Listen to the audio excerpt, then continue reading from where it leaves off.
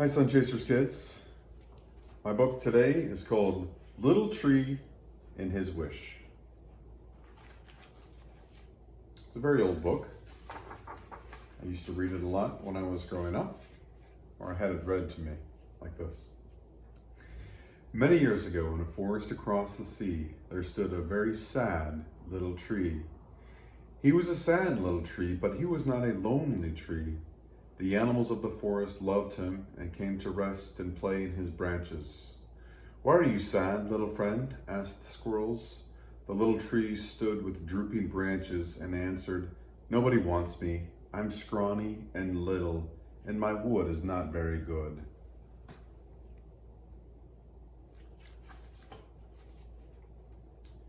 The sparrows twittering in the branches heard this and scolded the little tree. "We do not think you are scrawny. We like to build nests in your branches. Please do not be sad, little tree." "Thank you, my dear friends," answered the little tree. "I would indeed be a lonely tree without you to keep me company." Just then, they heard footsteps on the forest floor. "Shh," said the little tree. "Here they come again." A hushed stillness came over him. The animals watched the little tree, trying to raise his drooping branches. "Why," whispered the chipmunk, "is the little tree trying to stand so straight and tall?" The voices came closer.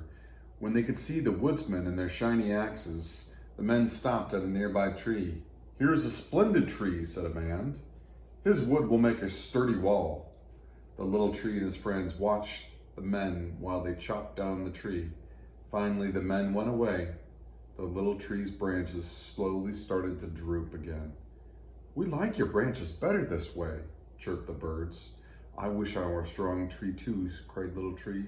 "I wish someone would say that I would make a sturdy wall." The squirrels chattered among themselves. "Little Tree is strong. We like to hop on him and climb on him," they said to Little Tree. "Please don't wish to go away, little friend." "I just can't help it," sighed Little Tree. "I just think all of the wonderful things these big, strong trees can be. They can be houses or tables or boats or palaces. Imagine," said the little tree dreamily. "The very best tree could even be the throne for a king."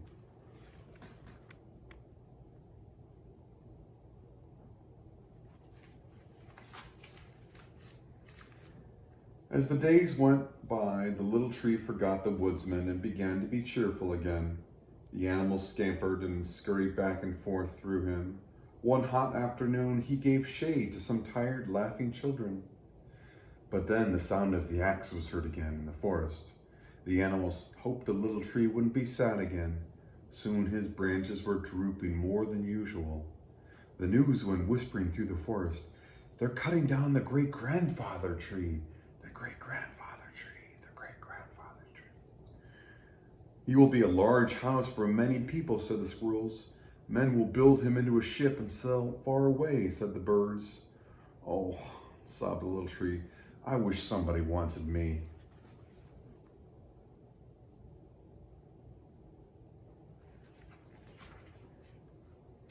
One day, a little old man came into the forest.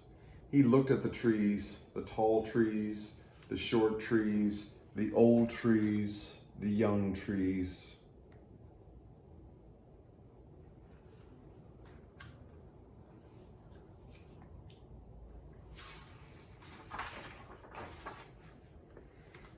He stopped and looked at Little Tree. The animals held their breath. The little tree looked as proud as he could. "Yes, yes," said the old man. "This is the tree I want. This wood will be all right." The little tree cried to his friends, "Did you hear that? He wants me. He wants me." The axe hit its first blow. The animals said goodbye to the tree and flitted away. The little tree was so happy he hardly noticed the blows. "I wonder what I will be. A table, a chair, a treasure chest?" wondered Little Tree. The little tree was excited and happy. He kept guessing what he would be all the way to the little old man's house.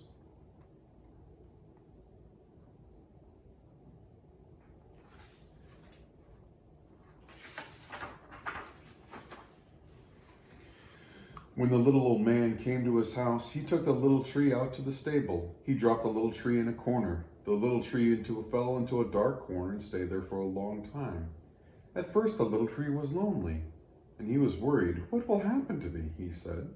"Did he forget me?" He missed his friends in the forest. "I wonder how they are," he thought. But then he started to watch the cows and the sheep. "The barn is a nice and cozy place," he said to himself. Soon he found new friends and all the animals in the barn.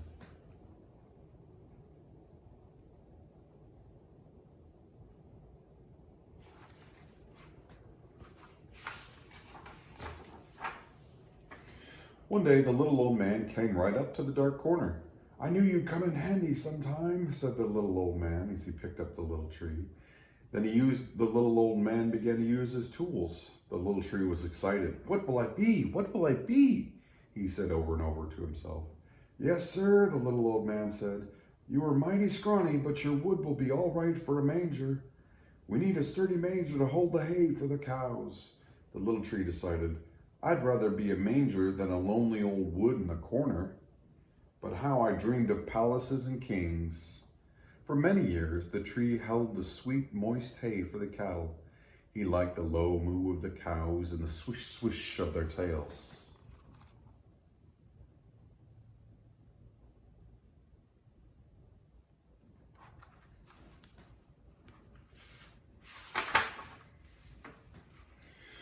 One night, as the little old man came to the door of the stable, a man and a woman came to him. They looked tired, and their clothes and feet were dusty, as if they had come from a long way. "Good evening, sir," they said. "We are strangers here," explained the man.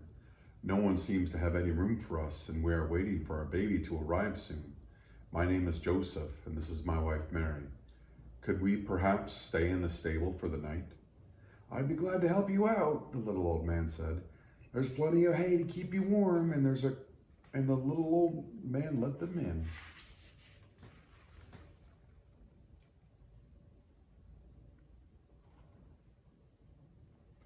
Mary and Joseph. The little tree was all excited by their visit. He thought, "And soon we'll have a baby here too." Joseph made a bed of hay for Mary and himself in the corner, and then they lay down to rest. After a while, Joseph got up. He looked around. He took the manger to Mary's side.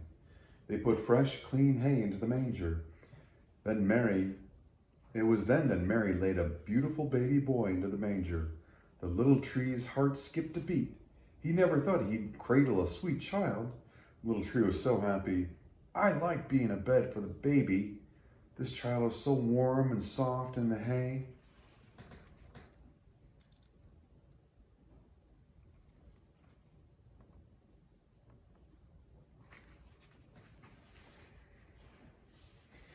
Then the little tree heard many soft footsteps coming. He looked and saw shepherds in the stable. The shepherds told Mary and Joseph, "An angel told us the baby was born." They said the whole sky was filled with angels singing praises to God. The shepherds came closer to the manger. They looked at the baby. The little tree could see how happy they are. Quietly, the shepherds kneeled. The little tree heard the shepherds pray, "Thank you, dear Lord, for sending us your son."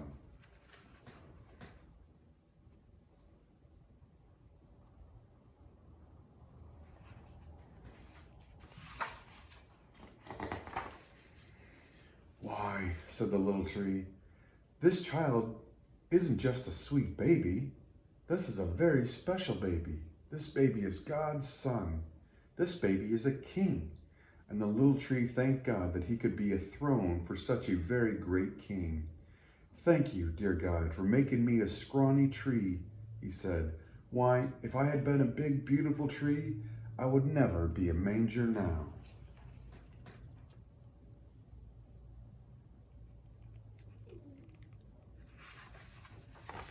The end. Merry Christmas, guys.